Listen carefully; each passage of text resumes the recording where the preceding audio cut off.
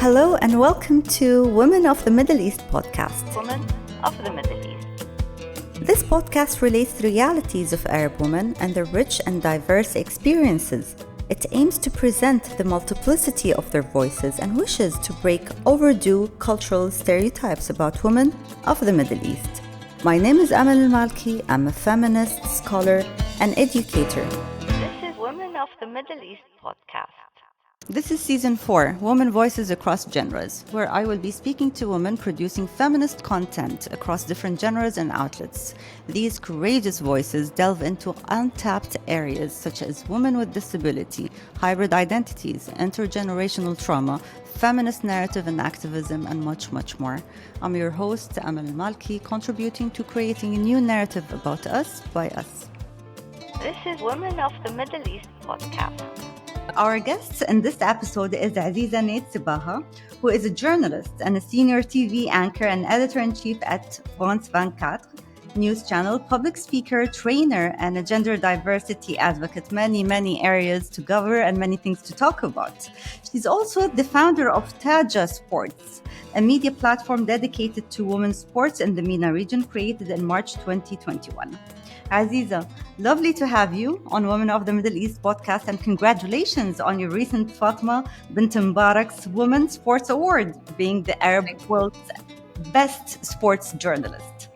Thank you so much, and thank you for having me. I'm really happy to be with you, Ahmad. It's a pleasure having you. Aziza, Taja as a platform is unlike any other platforms. It's focused on women, but women in the MENA region specifically, and in a public sphere that has been heavily dominated by men. Tell me more about why you founded Taja. Well, as you said, I'm a gender equality advocate. So I've been doing this for many years as a keynote speaker. I'm doing also this in my shows myself, trying to shed light on different women in different areas. And I started meeting with some sportswomen and champions and hearing their stories, and I was hearing exactly the same thing. Something that is global, by the way, not only in our region, but still in our region, there are other biases, sometimes cultural, sometimes traditional, that will harming in a way their path to the summits. And I decided, as I've been a journalist for almost 25 years now, to combine with this advocacy for gender equality and my work as a journalist, and try to offer even a small platform to those women to do two things, actually. One of them is to promote sport among women, all the women of the region. We are more than 200 million women in our region, but also to highlight women's sport achievements, and there are so many in the region as well. Still venturing into an area that first has been exclusive to men in the MENA, second still is controversial as an area for women to practice, their agency on, and three, under traditional scrutiny as it's, whether it is culturally appropriate or not, women in sports. How easy was it to find funding for this project? How easy was it to find support, whether, it's funding or in-kind support for this project? Well, I'd say that it's not easy, but it's certainly easier than for the women in the sport fields themselves, the champions, the athletes, etc. But still, I had to fund it myself. At the beginning, and because I was trying to discuss with people who could help, and trying even like businesswomen and businessmen, and trying to tell them that they should not look at it as a project in a marketing view or a marketing point of view, but they have to think about it as something to support in a CSR point of view. And but I also had the chance actually to meet with some great people, especially starting as we started. I'm Moroccan originally, so I started doing a lot of things in Morocco related to, for example, the video content we're doing and the documentary I've done, etc. And I had the chance to meet with some great partners. One of them is a great feminist His name is Yunus Mashrafi, and he was one of the great guys I called at the beginning. He's the boss of a big company in Morocco. And he told me, you don't need to tell me more. I have a girl, and I know that I have to help shape a better future for all the girls. So that was one of the great things. But not easy, of course, because I know that I'm talking about a niche. I'm talking about something that is not really highlighted till now. But I do believe that we all have a responsibility somehow, and we all have to do something. If it lasts 6 months, it will last 6 months. If it lasts for a lifetime, then it's good for all of us. And one of the things I've been told at the beginning was, how can you cover events, sports events for women? There are not that many. Actually, there are a lot of things going on for women's sport, but also, even if not waiting for the countries to develop their strategy towards women's sport, a lot of things has been done by women themselves, fighting sometimes alone against all the biases you talked about, tradition or culture or whatever. And they've been doing great thing in the MENA region, and I'm so proud just to shed some light on that. As a Moroccan journalist and gender equality advocate, tell us a bit more about your documentary, the documentary you produced, and why is it that you covered, that area, these women in specific? Well, when we started Taja, we had an online magazine called Taja Sport magazine, and we decided, because we saw that there's a lack of data on women's sport in all the regions. So we decided that through the website we will be covering all the events and highlighting all the achievements, but on the magazine, which was issued twice a year, the idea was to go and focus on one country each time to get this data that we're lacking. So we started by Morocco, and I met a girl called Rizlan Shbak at that time. She was a footballer, senior footballer in Morocco, and she's playing in the national team. So we kept in touch, and I was so surprised that I didn't knew her name before, even if she's done a lot of great things in her career. So I kept in touch and started looking at the national team, the national women team for football in Morocco. And then Morocco was chosen to host the WAFCON, the Women African Cup of Nations. And then if you host, it means that your team's qualified directly. So I wanted to make sure people in Morocco know their team, because I knew that they don't.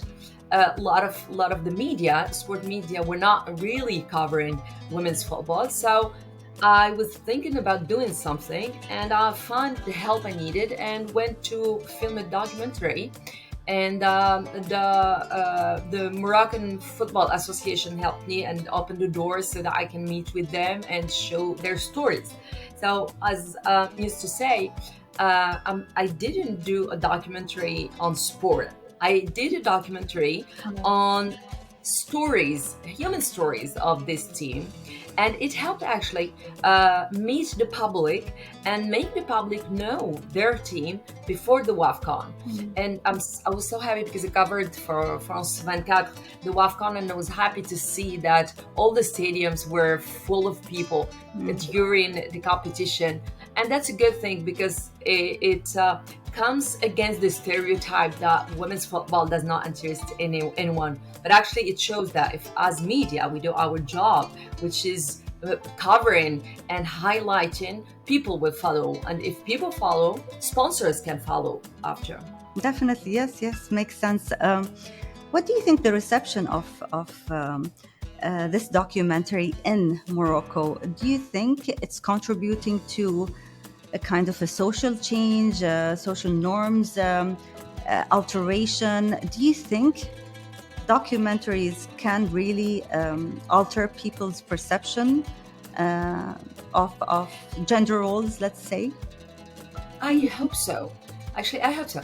I think that everything we do can help shift the mentalities, can help actually change and sometimes explode those barriers. And we need all of us. Like, I'm not saying that my documentary or any documentary will change lives of people, but if my documentary can just make one girl in Morocco say, oh God, that's good, I want to play football, then I'm so happy. Like, if I help anyone shred the glass ceiling, then that's the thing. So this is why I'm talking about a responsibility. I'm not like, I'm proud of what I've done, but I'm sure, of course, that it's not my documentary that will change things. But again, more than 1 million people saw the documentary on YouTube between us and our sponsor, but millions saw it on TV because it went on the national TV. So yeah, maybe after that, a dad or a mom will be convinced that yes, his or her daughter can play football, and it's a good thing. Look at the girls. They've become champions now, and they're raising the flag of their country really high, and they're the first Arab country to qualify to the World Cup. So it's a great thing. But I also believe I've been working on TV for 16 years now, and I believe in the power of the image. And I think that you can hear things, you can read things, but see them, that's something that can change things. I agree with you. The power of image. And the power of role modeling. And if you can see that, and if our kids can see that, this is a potential future for them as well, which is amazing. I think one of my girls would become a footballer. That would be good. That would be good. Okay, let's talk, Aziza, about women in media. Now, your experience as a journalist includes working in Morocco, Canada, Kenya, and France. If we just reduce it, just for the sake of comparison, to East and West, how would you describe your experience as a woman journalist? Okay, in terms of opportunity, reaching upper editorial positions, agency, between East and West. What do you mean by East and West? Let's assume, like, as an Arab woman, or as a woman from the MENA region, who has experience in both East, okay, and West. And again, I'm using them just, what you mean by okay. Like what we call South and North. South and North, exactly. As African and as Moroccan. Exactly. Well, let me tell you something. I've been member of different associations for journalists and women journalists. One of the things I discovered is that women journalists do face exactly the same biases all around the world. That's one of the things. Then we have some specified difficulties that we do encounter in our region. It's absolutely. We do say usually that journalism is not an easy job. مهنة المتاعب. It's not an easy job, and for women and men, by the way.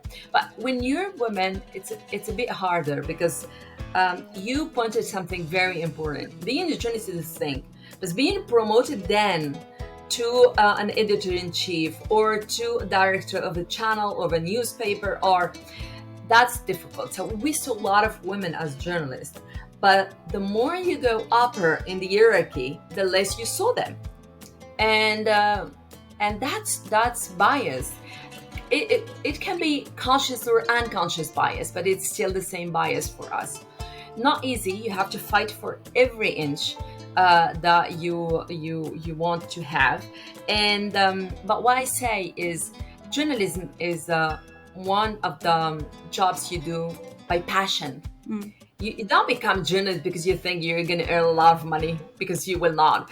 But you do that by passion, and passion helps you actually. And in this particular area as well, I think that we're still fighting against a lot of biases. I saw myself, like, I had a lot of men sometimes who went against the fact that I wanted to be promoted, or I wanted to be head of a department, and they were like, she's young, she's a woman, she's whatever.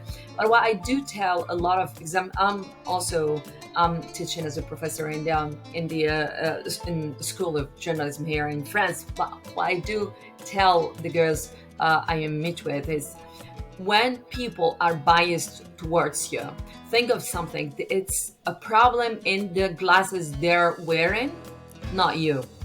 So I don't care about how people look at me. I care about who I am, what I'm doing, what I'm building. And I'm trying to build something strong, not only for me, but for others, because I do believe, as you said, in the power of role models. And this is why I think that as women in all the areas, we have a huge responsibility, which is to talk about our journey, our career, because that can inspire others, but can help them also feel that they're not alone. Yep. Facing all the difficulties they're facing. And without romanticizing it, because again, media and the media industry is a very tough industry to be in. Absolutely. As a woman, and we know that it's a global phenomenon. It's not just in the Arab world, but, and I'm going to make an assumption here, and please correct me if I'm wrong, that in the Arab world, there's a lack of protection. So you would see that sexual harassment in the media industry, that women face is much more. Now, again, this is an assumption that I'm making, but I would love to hear from you. Do you agree? Yeah, I do agree with you. I think that women in general, not only in media, by the way, are not that well protected in a lot of countries in our region. And they cannot fight against the whole system sometimes. Because sometimes, even if you have the law with you, you will go, for example, to fill a report on somebody. But then how the policeman will react, how the judge will react, how people around will react, telling you, how dare you actually that you're taking it to the court, for example. So it's absolutely not easy. And as you said, and again, you can have in some countries the law. It's all written there, but do we really use them? Do we really protect the women in those countries? I'm not sure. And what is great in our region is women in all our countries learn to fight for their rights. They're not waiting and crying and asking for help. They're doing it. They're doing it because it is time in all, and I'm just going to take a sports metaphor. It's time for all the women just to leave the bench and go on the field, because it's more than time actually to do things. And sometimes when you can look at it, when I thought about football, like in Morocco in the 90s, in the 80s, there were a lot of women playing, and actually playing in the street with boys, etc., etc. When you accept the glass ceiling or the glass walls or whatever, you are part of the problem. So do not accept them. Do not trigger the negative identity. Not because I'm a woman, I should accept the fact that there are things they cannot do, or there are fields they cannot enter to, or whatever. No, we have to start with ourselves, because sometimes it's not easy to change the others, but if we change ourselves, then we can fight the bias a little bit more and network for that. And that's very important, because we will not have the help needed. We have to help each other's, we have to lift each other's up, and that's not easy, by the way. Like, for example, when I founded Taja, I started with something genuine. I was thinking that maybe if I go to business women first, they will interact with the idea more. And it was the opposite, actually. A lot of them didn't even want to talk about gender equality. Sometimes it's this queen bee syndrome. I'm there, so please do not talk to me about gender equality, because I want to fit in, and fitting in for them was not talking about them as women. So when I was trying to tell them that we're trying to do something for women, and they were like, yeah, just get on the line. There are a lot of other people asking for help.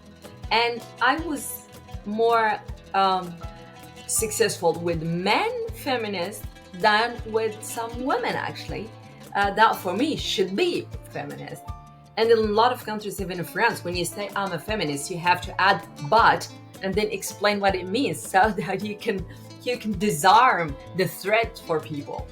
Same here. And I find it really hilarious sometimes when I speak to someone who obviously is a feminist, right? All of her work, all of her causes, social justice, equality, education for women and children. And then the moment I say, do you perceive yourself as a feminist? She goes like, no, I'm not. So there's, I think, as an educator, I think maybe we need to educate people to what feminism means to us. It's not about burning our bras, definitely. It's not about breaking the family.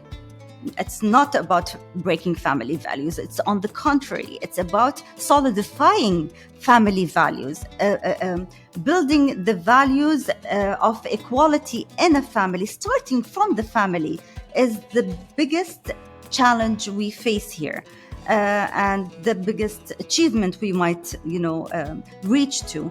But I hear you very well. And when you talk about women and women participation in supporting other women, it shocks me to the core that they don't. Maybe one, because the field is very narrow and they don't want the competition.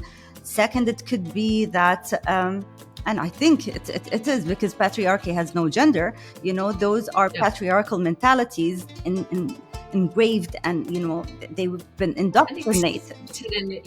Registered actually in there, and it's a pity because we really do need each other. Like sometimes it's so easy to criticize each other anyway, but if you think about younger generations, if you think about the other girls and women, then when you have the possibility to be the voice for the voiceless, then please do it. Exactly. And please help build something. Again, I'm saying all what I've been doing for gender equality advocates, it's a small thing.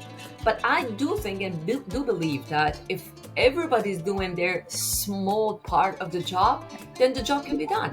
Yeah. But if we just quit from the beginning because it's hard, it's not easy, then we will not achieve anything. And I think that women top positions do have huge responsibility. And I do tell them not only to help Taja, but to help whatever you can to fight the bias and the gender bias and do something for the other women. Definitely. I agree with you. And if each woman just thinks that, and if we need the cause to hit home, think about a daughter you have or you might have, and see the future and hope, wish for a better future. Even yourself. I mean, even if you don't have a daughter, just think about yourself when you were a young girl. Would you like somebody to help you? Would you like somebody to inspire you, to make you just dream of jobs that you might be able to do? That's the thing. Why I reacted to a daughter is just because we have this other problem, which is that we define women by motherhood. Yes. And I mean, I'm not defined by the fact that I can or cannot have children. And sometimes when we think about women being in a top position, and we're asking her all the time, the first question is, how do you manage between your family life and your job? Does anybody ask this question to a guy in a top position? Never. He's a dad. And he should be doing exactly the same thing toward his family than a woman. And I'm not changing and shifting mentalities, but we do have a responsibility, all of us, when we have a family. Everybody has a responsibility. And I mean, and hopefully everybody will play their role, but just stop and there's an association that did a great job here in France and did interviews to mock the interviews where the women, and they did interviews with the big bosses, men, and they were asking them exactly those questions like, how do you manage, and did you really believe one day you will be at this position, or what does that mean for the little boy you were? And the guys interviewed were just laughing and they were like, what are those questions? And they were, this is exactly what we ask women. So Exactly. This is why I do not delete a question as such if it was sent to me in advance. On the contrary, I allow the journalist to ask it. Okay, so I would not shame her or him, but to try to change the narrative, right? It's like, oh, interesting, but why am I asked this question? Is it because I'm a woman? Okay, what if I wasn't a mother? And besides, I'm with you, by the way, Aziza, 100%. One of the earliest remarks that really hit me and people didn't understand why I was annoyed by was the fact that, any man would come into my office and ask me, what should I call you, the mother of whom? And I'm like, what? My name is Amal, and I'm a professor. I'm a dean. You can call me professor, doctor, dean, right? But no, don't reduce me to a certain type or prototype that you understand and know how to communicate with. What I meant by the child or the daughter, the inner child. I know. I just wanted to clarify that point because I know it's important for others. I know exactly what you think about it. Yes, definitely. I agree with you. We're on the same page. Okay, now moving on from, media, journalist, a woman from the MENA region in media, but still living in France. So, you're living in Europe at a time where the negative sentiments against Muslims are growing, right? And the right movements are gaining political power. How do you see this impacting you as a person, of course, but also as a woman in media?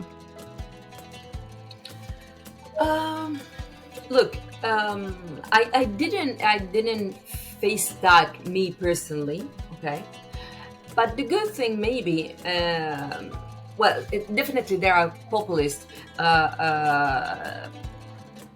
parties just today gaining actually space in a lot of countries anyway.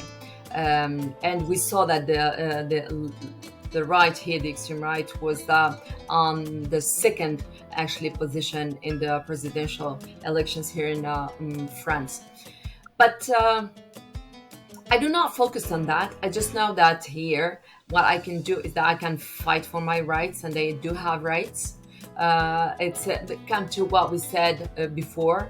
Like, I know, I'm aware of it, and part of my work also is to talk also, to do my job as a journalist, to cover everything related to that. And it comes at the end, it comes to something we said before. All of us do have a responsibility. Like when we have an election, I used to talk to people, to women, and say like, do you vote? Do you vote? Because if you think that extremism is a danger and a threat to our democracy, then you have to vote.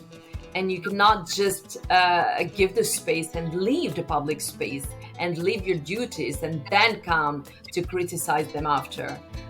Like in all the areas and privileged areas where it can be a problem for them if the right and the extreme right comes to power, then also a lot of associations, for example, and NGOs are working there just to give a political conscience and make people vote, for example. So what I think is in all our countries, actually, democracy is fragile and we have to fight for it anyway. And the good thing is to fight for it and to fight to have your rights and have them applied when you need them, and you can protect yourself. And that's how I see things. Yeah. I always say that as an individual, as a woman who's an advocate, who is an activist, she might be actually safer living in Europe because there is the legal system that protects her, right? But as an individual.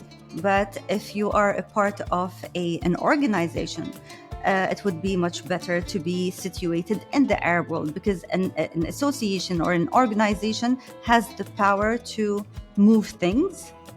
The individuals sometimes don't, and if they do, they have it takes longer, you know. Do you agree? Like, do you think women activists are, well, if you see the reality and the status quo, there are many women who have left and fled their countries, right? Seeking protection, because at least they've got the protection, they've got the legal system that ensures the protection of the individual, right? Whether it's a woman or a man. Do you think we need to flee, or do we need to live abroad to be able to become activists? No, I will not see that. I will not say that because I don't see it. I know a lot of women activists and great women activists who lived in my country, in Morocco, for example, in Tunisia, in Algeria, in Egypt, for example, and we saw that a lot in the Gulf region, in all those countries. Women have been fighting for decades, if not more, and they didn't wait to flee the country to do whatever. When you go to live out of your country, you have reasons to go out of your country, your own reasons, and I'm not shaming or blaming anyone, but you can do things inside and outside, because yes, definitely you have more freedom as a woman. Sometimes outside you have the possibility to protect yourself, and sometimes inside it's not easy either. I mean, when you see in some countries where rape is still present, and women are still suffering from it, until lately they were even sometimes forced to marry the rapist. When you see women who can still be stoned to death in some countries, when you can see women who cannot do so many things that a man can do, then there is a problem. And even if you are on an organization, still is a problem. But the most important thing is just to fight when you can. I'm not saying that all women should fight, because sometimes it's just not easy and it's a threat to your life. And still, like, around women, we saw it not only in the MENA region, when you see Afghanistan, Pakistan, etc., and women, India or whatever, women sometimes are just killed for being women. Women are killed because they said no, and still today, and we are in 2022. You can be raped because you wanted just to get a spot in your public place. And I think that women are still facing a lot of things, but I do also, because I'm a positive person, do think that women are capable of such huge things, and they are doing them. And if all of our countries are where they are now, women participated to it. And if we allow women, and if we let women play their role and play their job, and do whatever they can do, oh God, how our countries will benefit from all of this. And economically, socially, and whatever. I'm not talking just as a militant or an advocate, but I'm talking even about business, about like the money we can have if we because we have half of the society, and sometimes are prevented from going to some jobs or whatever. And things can change for our countries in a good way if we just stop really discriminating women. And going back to what you said about going to businesswomen, and that those businesswomen were not interested in sponsoring or funding Taja, or other women, but in another area or field, I would say it is our ethical role as women organizations and women associations to support women, to negotiate not only the law, but also the practices of the law, to make sure that all women are protected within our societies, all women, regardless of their backgrounds. And Aziz, it's always nice to see you, albeit this time virtually. I hope next time I see you in either France or in Doha. It's hopeful, inshallah. Inshallah, it was a very engaging discussion as usual. And thank you so much for being with us in Women of the Middle East podcast. Thank you so much, and thank you for giving giving the mic to women from the region to talk also about what they're doing. So thank you so much for everything you're doing, Amal, for women as well. Thank you so much, Aziza. Thank you. Thank you for listening and watching. To stay up to date with Women of the Middle East podcast, you can subscribe and don't forget to rate us. If you would like to contact me directly, you can do so on Instagram or Twitter or via email. This is Women of the Middle East podcast.